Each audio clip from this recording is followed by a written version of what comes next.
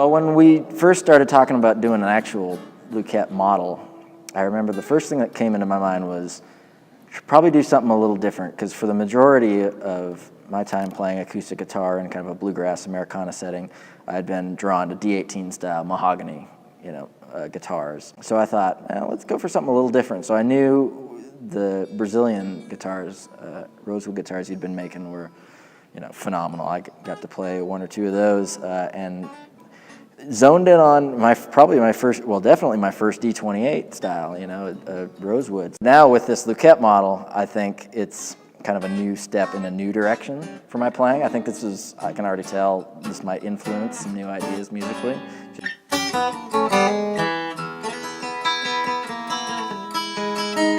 Sound-wise, I just try and go for a guitar that has really nice note separation, because sometimes you get on stage and you're playing and you're trying to keep up with banjo players and they're playing rip-snorting bluegrass music, and you got to hang with them, so you're playing some faster stuff, and it's good to have that sharp note separation to really make sure the guitar doesn't get too muddied or buried in the band mix or whatever. So this guitar is going to exceed expectations in that realm.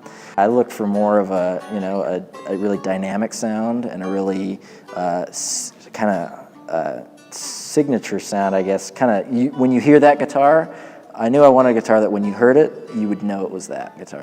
You hear it, and I can already tell that that's where we're at with this, and that just makes me feel great. As far as appointments, I know that the first great guitar I had was a Sunburst, so it was kind of in my mind to have another Sunburst, but a little bit different than that, a little more we went with a little more brown kind of in there, not completely black on the edge, which is more of a traditional Martin or Gibson thing to do, so I thought kind of lightening up around the edges was a good touch.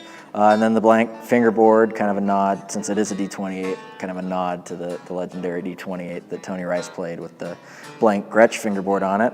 Abalone rosette placed in there, and going with the bound headstock and the bound fingerboard, which adds a little bit of flair. The Abalone rosette really is set off by that Sunburst too. Yeah. It just pops. Mentioned the sea glass inlay that came from my girlfriend Emerald's collection, which was kind of a nice little personal touch we added. I talked to Jay quite a bit about the neck profile. The guitar I had been playing, D18, was a really kind of vintage 30s style C-neck that was just pretty big by most people's standards, but very round. Around it. And I liked it. It was really comfortable, but I decided that I did want to lean more in a D28 direction and have a little bit more V, but not so much V that somebody goes, wow, it's a raging V-neck, but just subtle enough to know that there's a little less wood on there, on that profile. Yeah.